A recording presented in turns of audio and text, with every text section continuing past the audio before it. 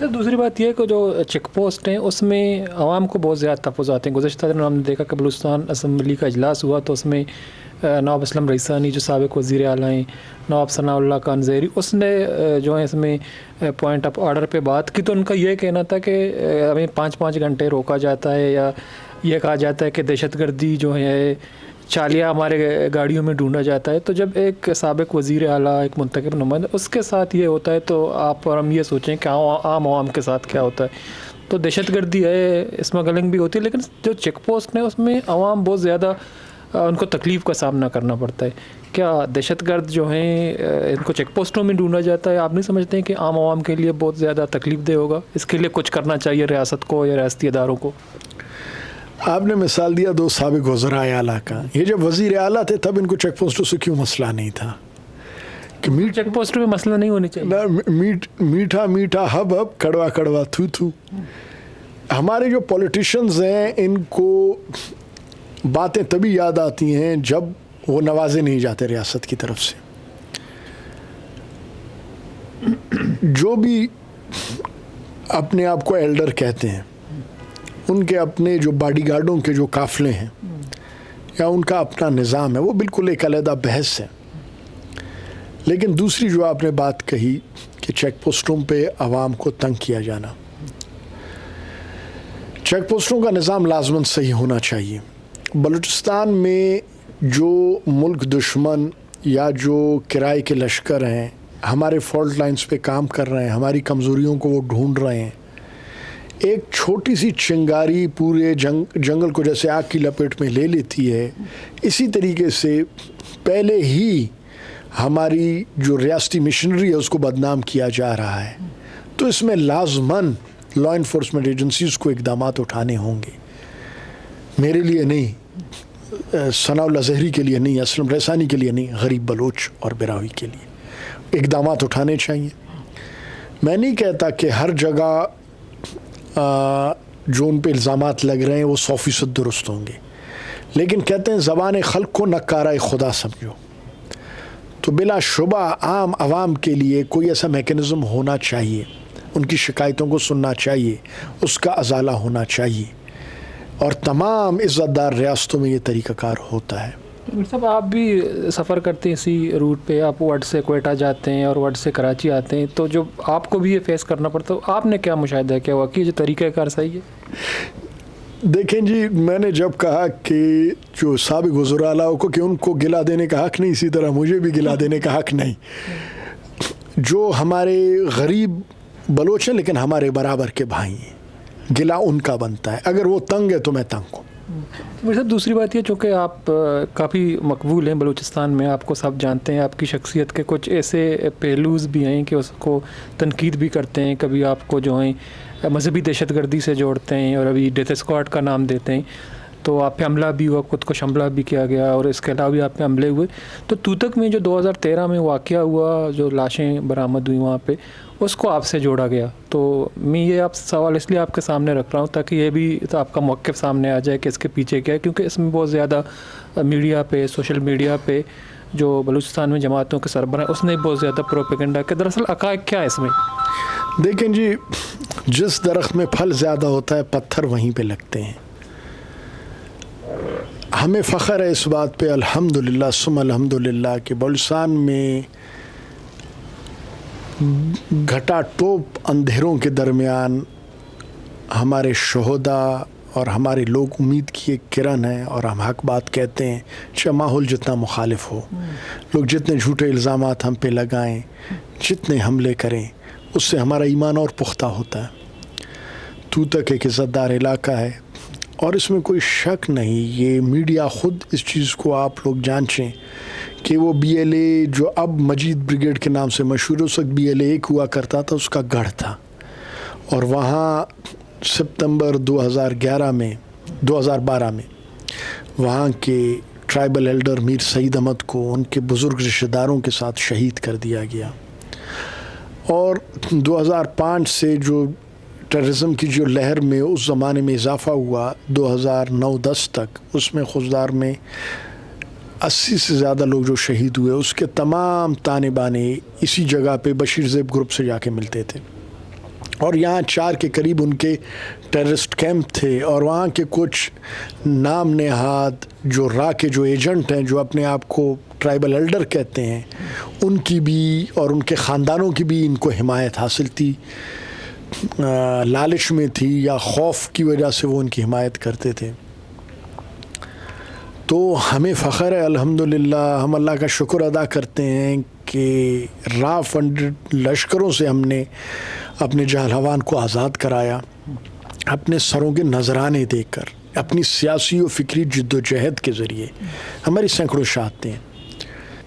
ہم جو middle class کے جو لوگ جنہوں نے اپنے بلوچ براہوئی وطن کے لیے قربانیاں دیں، ان را ایجنٹوں کے خلاف، اپنے مظلوم لوگوں کے لیے، اپنے ٹیچرز کے لیے، اپنے ڈاکٹرز کے لیے، شہداء جو ہمارے ڈاکٹرز ٹیچرز جو یہ سب قتل ہوئے، تو ہمارا سودا نیشنل لیول کی ایک پارٹی نے اس بہروپیے کے آنے پہ، بہروپیے کے ورغلانے پہ انہوں نے ہمارا سودا کر دیا، اور اس کے بعد یہ جو میاں اور منشی جو نیکسس تھا، اس کے تحت ہمیں کہا بھی گیا علاقہ چھوڑ دیں، ملک سے باہر چلے جائیں یا سیف ہاؤسز میں آ کے بیٹھ جائیں، جس کے لیے ہم نے انکار کیا کہ ہم عوامی لوگ ہیں، ہم تو اس طریقے سے نہیں کر سکتے، کیا سودے بازی آپ کی ہوئی ہے، اس میں ہمارا سودا لگانے کا تو کسی کو حق نہیں ہے۔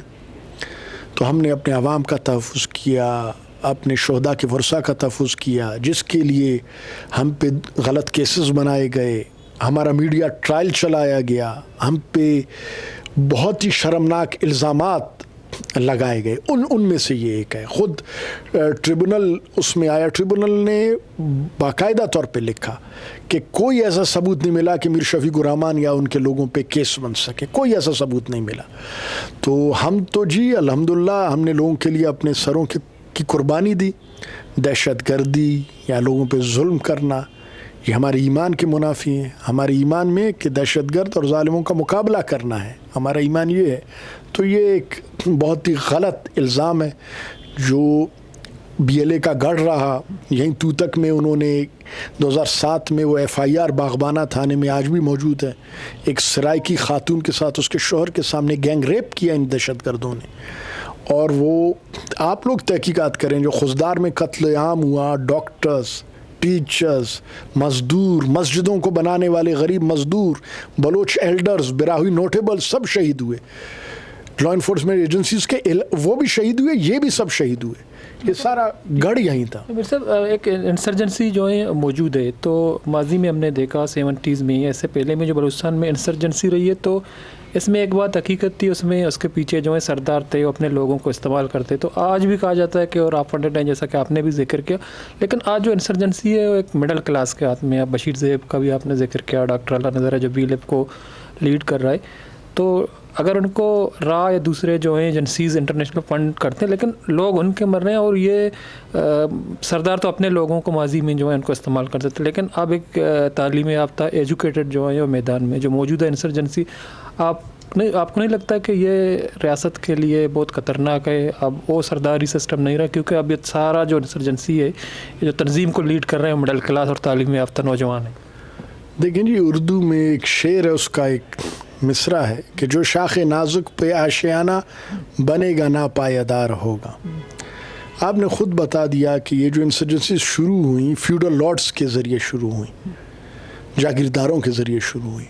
یہ کون سا انقلاب ہے جو ایک ظالم جو اپنے گھر میں کسی کو انصاف نہیں دے سکتا، جس کی اپنی نجی جیلیں ہیں، جو کہان میں اپنے مریوں کو جانوروں کی طرح جو ڈیل کرتا ہے، اپنے middle class lower middle class کو، جو وڈ میں اپنے مینگلوں کو جانوروں کی طرح ڈیل کرتا ہے، ان کو تعلیم کے زیور سے محروم رکھتا ہے، اور ان کی جو بنیاد ڈالی گئی،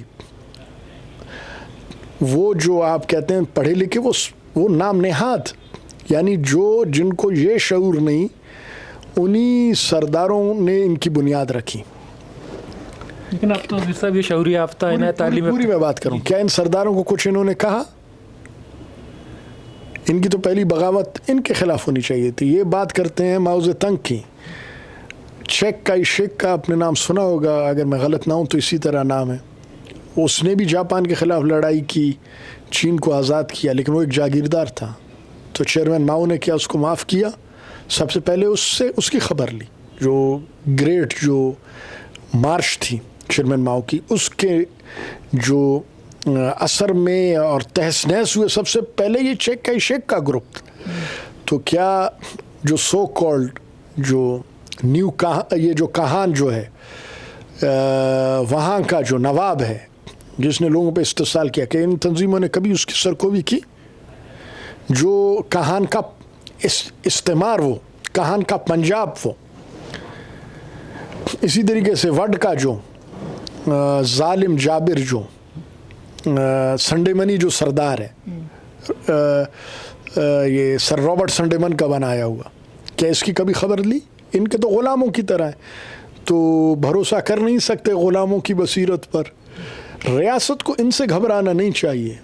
रियासत को उस मज़लूम बलोच या बिराहुई या किसी भी पाकिस्तानी के जो बलुचिस्तान के दूर दराज इलाकों में जिस पे रियासत ने जिसके सर पे हाथ नहीं रखा, जिसको रियासत अमन नहीं दे सकी, जिसको रियासत, वो बेरोज़गार है, वो भूखों मरता है, रियासत उसको रोटी नहीं खिला सकता, रियासत उसके बच्चों को तालीम नहीं दे सकता, रियासत उसके मरीज़ बग़ैर दवा के एक पैनाडोल तक के लिए मोहताज हैं, रियासत उसको एक अच्छे इलाज मुआवजे की इस 21वीं सदी में सहूलत नहीं दे सकता।